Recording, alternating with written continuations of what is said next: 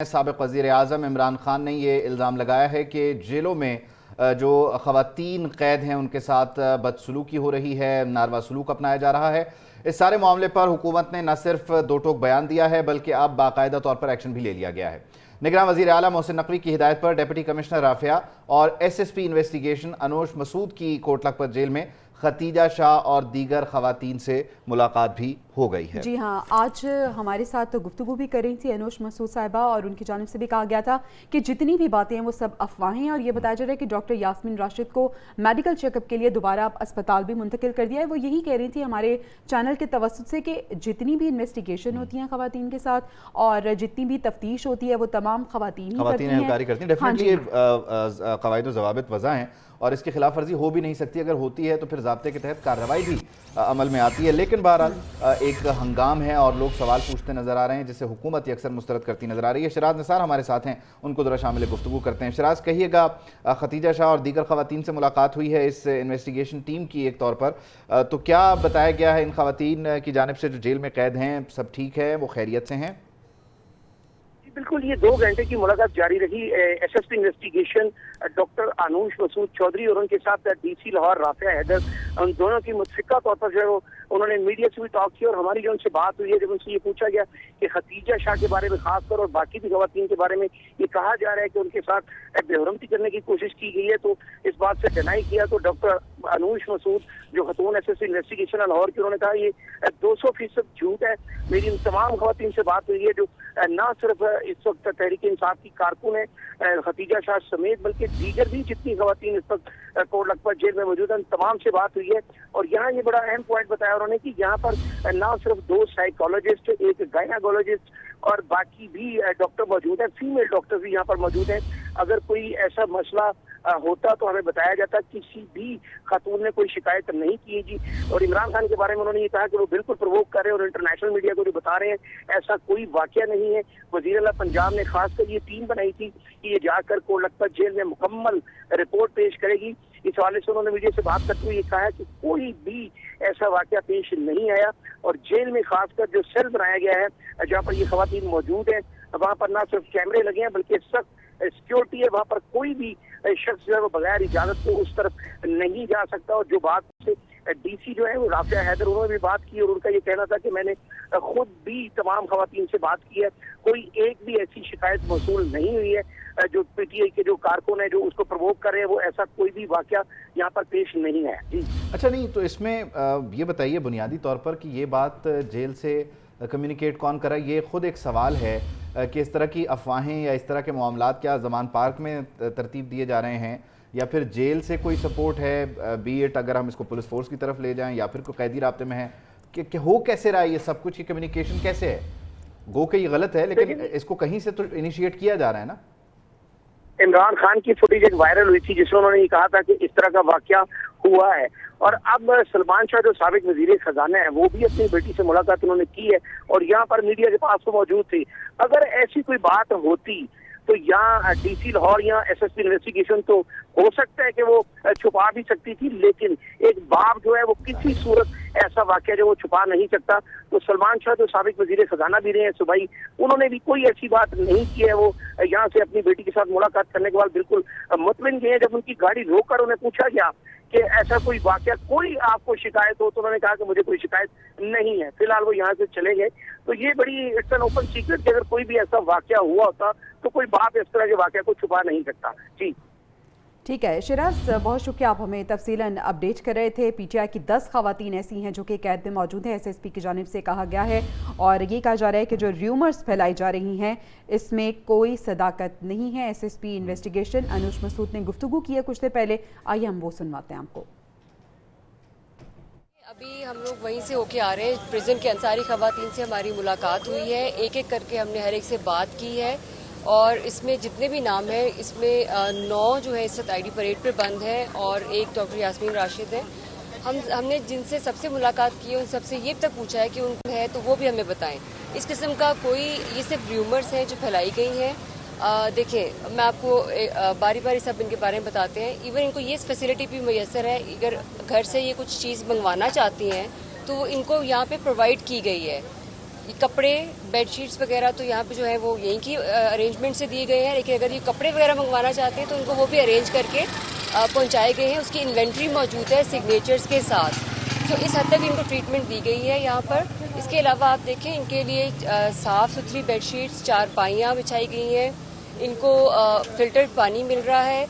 इसके अलावा चिलर्स मौजूद हैं, कूलर्स लगे हुए हैं, वाटर कूलर मौजूद है, और किसी किस्म की बदसलूकी तो दूर की बात है। It's like they are being treated very well. और इसके अलावा अगर आप ये समझते हैं कि सबके लिए एक ही तरह की फैसिलिटी सबको प्रोवाइड की गई है, कोई किसी किस्म की बदसलूकी का तो सवाल पैदा ही नहीं होता है। और अब हम अभी डीसी लाहौर भी और मैं भी खुद यहाँ से हम लोग अंदर से होके आ रहे हैं।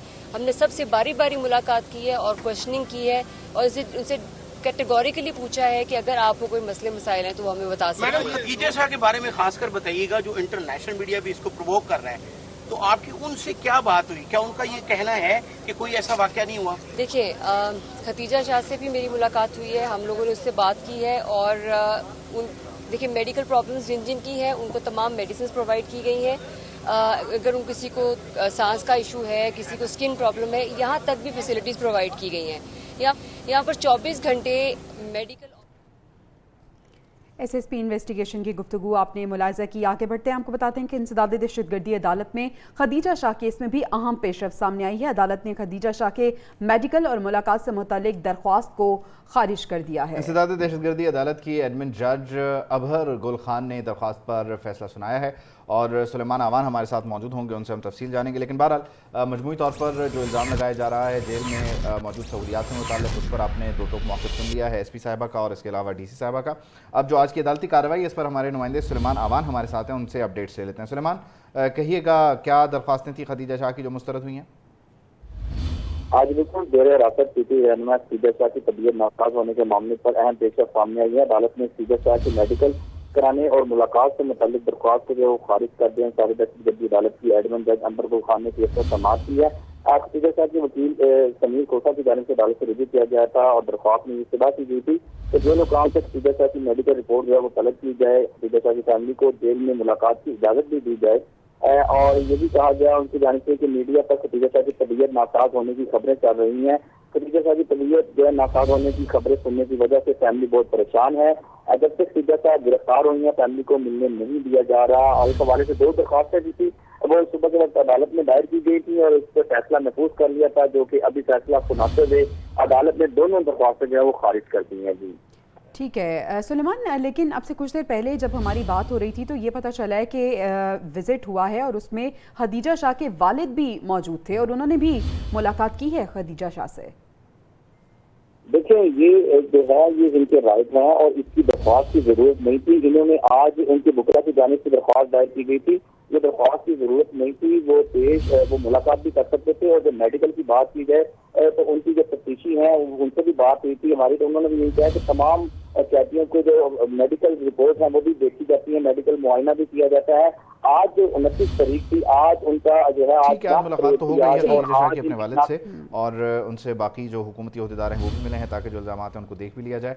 लेकिन मुलाकातों के सिलसिले को बहाल रखने के लिए जो दरख्वास्त दी गई थी वो अलबत्ता मुस्तरद हुई और मेडिकल भी शायद वो अपनी मर्जी का कहीं से करवाना चाह रही होंगी, वो भी फैसिलिटी ऑब्वियसली इन प्रिजन मिलती नहीं है। बहरहाल 9 मई के वाक़यात हैं और उसके इर्द गिर्द सारे मामलात घूम रहे हैं और 9 मई का जो वाकया है वो अलकादिर ट्रस्ट करप्शन केस से जुड़ा है। तो अलकादिर ट्रस्ट करप्शन केस से जुड़ी कहानी यह है कि साबिक़ वज़ीर आज़म इमरान खान और उनकी अहलिया बुशरा बीबी का नाम अब ECL में शामिल कर दिया गया है, एग्जिट कंट्रोल लिस्ट, यानी कि ये पाकिस्तान से अब बाहर सफ़र नहीं कर सकेंगे। खान साहब तो ऐसे ही कहते हैं, मैंने नहीं जाना, लेकिन फिर भी एहतियातन हुकूमत ने नाम डाल ही दिया है। जी हाँ बिल्कुल, ECL में अब उनका नाम शामिल हो गया है। अलकादिर ट्रस्ट केस में साबिक़ वज़ीर आज़म इमरान खान और साथ साथ बुशरा बीबी जो है उनका नाम भी शामिल हो चुका है। ज़रा ये बता रहे हैं कि सर्कुलर समरी के ज़रिए वफाकी काबीना ने बाकायदा तौर पर अब इसकी मंजूरी भी दे दी है। इससे पहले भी ये कहा जा रहा था कि नो फ्लाई लिस्ट में उनका नाम होगा, जिसपे खान साहब की ट्वीट आई थी जिसका आप जिक्र कर रहे हैं, और बाकायदा तौर पर अब ECL में नाम जो है वो इमरान खान और उनकी अहलिया बुशरा बीबी का जा चुका है। बहरहाल जमान पार्क में ही ये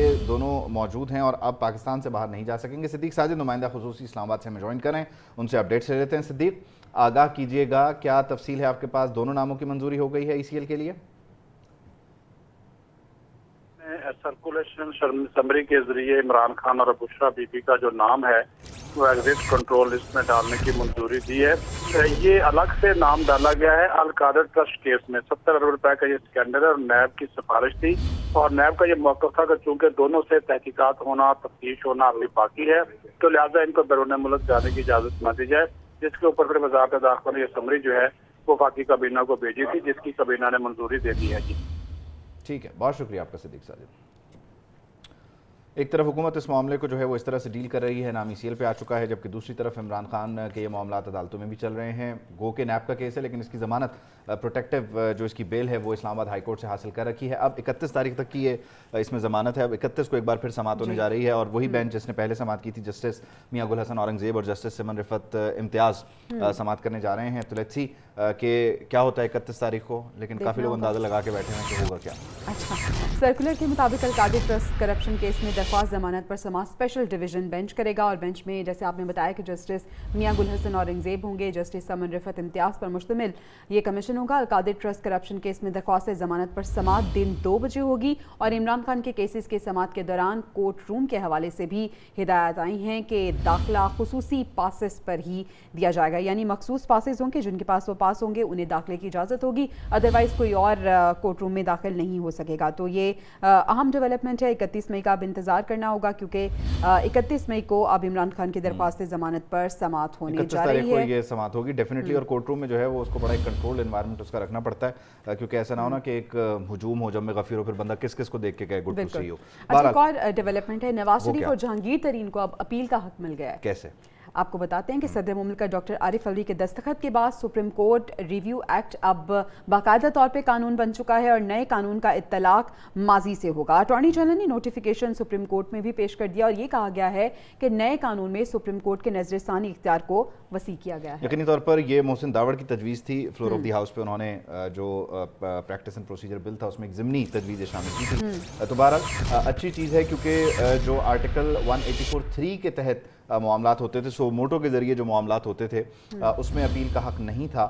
تو اب بہرحال سابق وزیر اعظم نواز شریف کو بھی اور جہانگیر خان ترین کو بھی اپیل کا حق مل گیا. آئندہ بھی جو لوگ اس طرح سے افیکٹڈ ہوں گے, سو موٹو کے متاثرین ہوں گے, انہیں بھی دوبارہ عدالت سے رجوع کرنے کا موقع ملے گا اور وہ اپنے کیسز پر ایک اپیل داخل کر سکیں گے کیونکہ سپریم کورٹ جب ان معاملات کو سنتا ہے تو وہ ٹرائل کورٹ کا درجہ ہو جاتا ہے, پھر اپیلیٹ فورم ختم ہو جاتا ہے. تو اس کی بڑی بنیادی سی ضرورت تھی جسے محسوس کیا گیا. دوسری طرف سپریم کورٹ کی اگر ہم بات کریں تو یہاں پر آڈیو لیکس تحقیقاتی کمیشن سے متعلق آج بات ہوئی. گو کہ آج کیس کچھ اور تھا لیکن چیف جسٹس آف پاکستان نے اس کا ذکر کیا اور کہا کہ ہم نے اسے کل عدم قرار نہیں دیا ہے. کہتے کیا ہیں وہ ذرا اس کی تفصیل بتا دیتے ہیں. کسی چیز پر تحقیقات کروانی ہو تو باقاعدہ طریقہ کار سے آئیں. میں اس پر خود ایک کمیشن بناؤں گا اور خود پر مشتمل کمیشن نہیں بناؤں گا, یہ بھی آج انہوں نے واضح کیا. تو جو رائٹ لیفٹ آوازیں آ رہی ہوتی ہیں نا کہ آپ ہی ہیں, انہوں نے کہا میں نہیں ہوں گا, کوئی اور ہوگا, لیکن آپ میرے پاس تو آئیں. گو کہ قانون یہ نہیں کہتا. جو 2017 کا ایکٹ ہے انویسٹیگیشن کا جس کے ذریعے یہ کمیشن بنا تھا اس میں یہ کہیں پر نہیں لکھا کہ چیف جسٹس سے مشاورت ہوگی, لیکن یہ ایک گڈ ول جسٹر کے طور پر مشاورت ہوتی تھی جو اس بار نہیں کی گئی اور پھر اس کو کل عدم بھی قرار دے دیا گیا. اچھا, براہ راست ہم اپنے ناظرین کو لیے چلتے ہیں. عرفان قادر اس وقت پریس کانفرنس کریں, انہیں سن لیتے ہیں.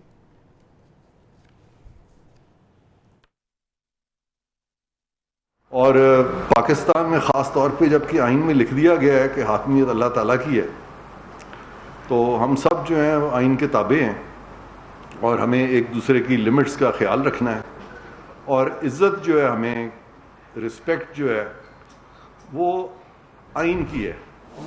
اور جو لوگ بھی مختلف اداروں میں کام کر رہے ہیں اگر تو وہ آئین کی عزت کر رہے ہیں, آئین کے دائرہ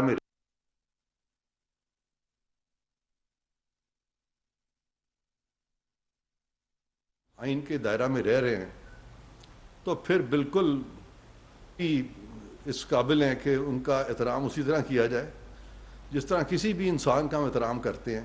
یہ میں بارہا کہہ چکا ہوں کہ آئین میں لکھا ہوا ہے ڈگنیٹی آف مین, اور ڈگنیٹی آف مین تبھی ہے کہ اگر وہ مین جو ہے, وہ جو انسان ہے, وہ اپنے آئین کی جو ڈگنیٹی ہے اس کو ملوز خاطر رکھے. ورنہ یہ جو ہم بہت زیادہ ہر جملے میں ایک دوسرے کو کہتے ہیں کہ ہمیں آپ کا بڑا ادب ہے, ہمیں آپ کی بڑی عزت ہے, میں سمجھتا ہوں کہ ہمیں ان چیزوں کی ضرورت نہیں ہے. ہم سب من حیث قوم انسان ہیں, اللہ نے ہم کو برابر بنایا ہے اور ہمیں آئین کو فوقیت دینی ہے اور کوئی شخص جو ہے وہ فرد واحد وہ پاکستان کو نہ تو کنٹرول اس کو کرنا چاہیے، نہ ہی آئین کا یہ تقاضا ہے کہ کوئی بھی فرد واحد جو ہے وہ آپ کو کنٹرول کرنا شروع کر دے۔ تو آج جو گفتگو آپ سے ہوگی وہ اس شعبے کے بارے میں ہوگی، وہ جس کا تعلق اس وقت مجھ سے تو ہے ہی، لیکن ساری قوم سے بہت زیادہ تعلق اس کا بن گیا ہے پچھلے چند سالوں سے۔ تو میں بہت لمبی بات نہیں کروں گا، میں بہت جلدی سمرائز کروں گا پچھلے 10 سالوں کے چند ضروری سے۔